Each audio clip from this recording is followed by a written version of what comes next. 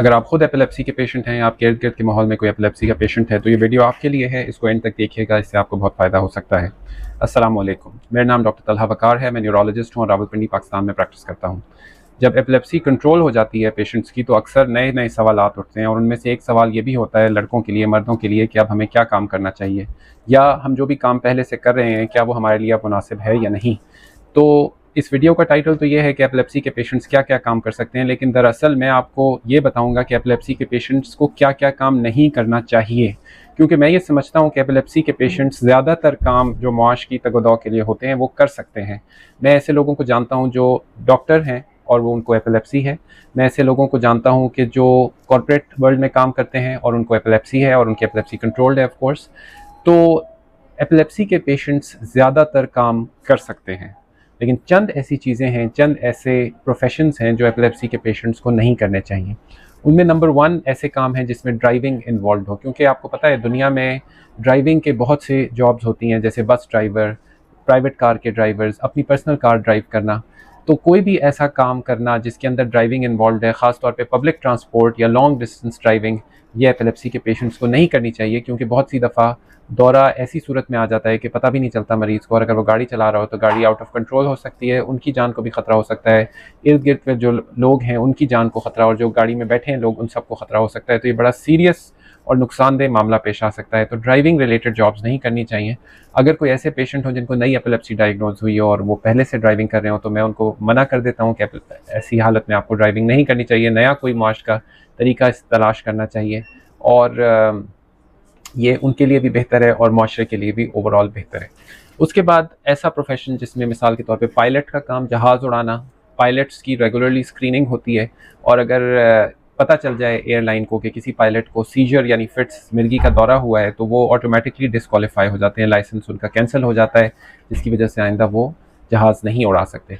उसके बाद heavy machinery की ऑपरेट करना, जैसे कि क्रेन ऑपरेटर, जैसे कि बुलडोज़र ऑपरेटर, इसमें भी आप अंदाज़ा लगा सकते हैं कि अगर दौरा हो जाए अचानक और क्रेन ऑपरेटर जो है 100 मीटर ऊपर बैठा हुआ हो, तो अचानक दौरा होने से वो अपने जो कैबिन है उससे गिर के जो है मौत के मुंह में गिर सकता है। कितना सीरियस मामला हो सकता है, और मशीन का जो चल रही हो उसका नुकसान अलग और लोगों को हो सकता है। तो हैवी मशीनरी ऑपरेटर का काम भी एपिलेप्सी के पेशेंट्स के लिए मुनासिब नहीं है।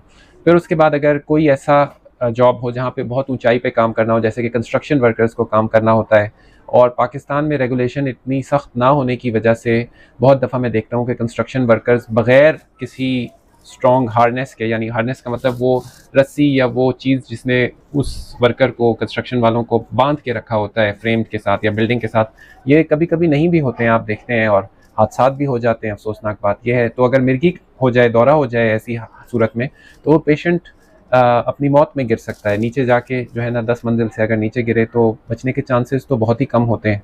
तो ऐसी जॉब भी एपिलेप्सी के पेशेंट्स को नहीं करनी चाहिए। फिर उसके बाद कोई ऐसी जॉब जिसमें स्विमिंग का ताल्लुक हो, जैसे कि स्विमिंग का कोच या लाइफ गार्ड या कोई डाइवर, जैसे ये तो कम प्रोफेशंस ऐसे होते हैं, लेकिन ऐसी चीज़ें भी नहीं करनी चाहिए। नेज़ उन सब शोबों से, पेशों से एपिलेप्सी के पेशेंट्स को अपना बचाव करना चाहिए जिसमें अचानक होश खता हो जाने की वजह से या उनकी जान को ख़तरा हो सकता है या इर्द गिर्द के लोगों की जान को या सेहत को ख़तरा हो सकता है। अगर ये चीज़ें छोड़ के बाकी वो काम करें, जैसे कि शॉप कीपर बनना, जैसे कि बिज़नेस ओनर बनना, जैसे कि डॉक्टरी करना, अगर उसमें मिसाल के तौर पे सर्जरी वगैरह नहीं है, मेडिकल स्पेशलिस्ट हैं, इसमें कोई हर्ज नहीं है। मैंने लोगों को बेहतरीन मेडिसिन प्रैक्टिस करते हुए देखा है एपिलेप्सी का पेशेंट होने के बावजूद। उसके अलावा बिज़नेस वर्ल्ड में, कॉर्पोरेट वर्ल्ड में काम करना, ये सारी चीज़ें करना मुमकिन है एपिलेप्सी के पेशेंट्स के लिए। और मैं समझता हूँ कि इलाज की कामयाबी तभी होती है जब लोग वो कुछ कर सकें जो वो अपनी ज़िंदगी में करना चाहते हैं या जो कुछ भी उनको करने की ज़रूरत है। मैं उम्मीद करता हूँ कि इस वीडियो से आपकी नॉलेज और अवेयरनेस में इजाफा हुआ होगा। अपना बहुत सा ख्याल रखिएगा, मुझे दुआओं में याद रखिएगा। अस्सलामु अलैकुम वरहमतुल्लाहि वबरकातुहू।